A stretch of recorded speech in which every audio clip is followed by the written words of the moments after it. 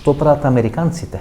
Нив им се случи шарена револуција, условно речено, при промена на власта, упад во Капитолот.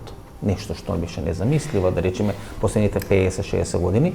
Океј, ке речеме дека тоа оперетски, дека е тоа на било кој друг начин, но се случи. Дојде до една таква промена на власт. Што ќе поминуваат американците во наредниот период? Има едни чудни избори, да не се лажеме. Избори кои најмалку може да се наречат објективни. Така да Америка ќе поминува низ некој свој пат суперсила број 1. Danas je jako moderno, svi pričaju o takozvanoj dubokoj državi, deep state.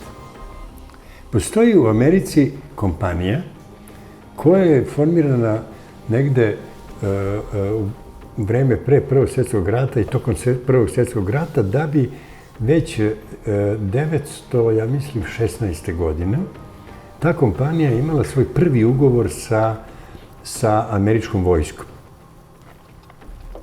Kompanija se zove Booz Allen Hamilton.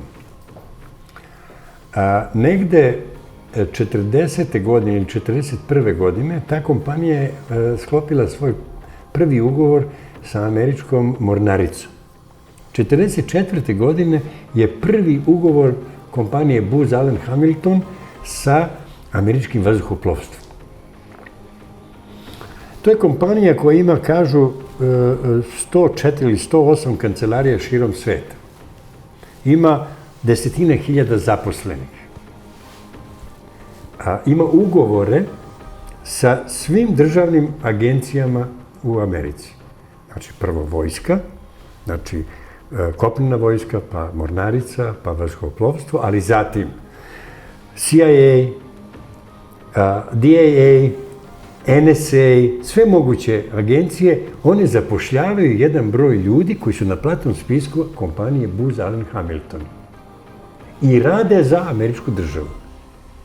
To je onaj aparat, izbori, budu, ne budu izabran Bush ili izabran drugi Bush ili izabran Trump ili izabran Obama, svejedno političari u Kongresu, političari u Senatu, lobisti i sve ostalo, to se sve menja kroz taj izborni sistem i tako dalje, ali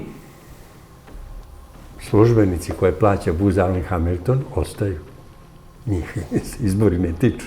Ne gi menува niko. Nema niko, oni su večiti. Oni su večiti. To je ideal svih, mislim, dubokih država. Jel? To su oni koji to zapravo, oni su kontinuitet.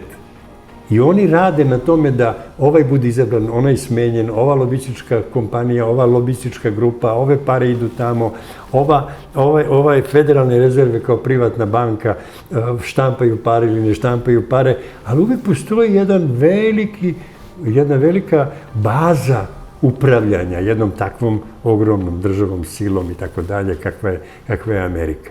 I danas tek ljudi dolaze do toga da razumiju šta je to duboka država, pa to je neka misterija sad, pa to su sve kao neke masonske lože. Nisu nikakve, to je sve regularno, regulisano zakonom, znači privatna kompanija koja daje kadrove za sve državne agencije, službe, vojsku, tajnu policiju, za sve živo. I to sve ide iz jedne kompanije.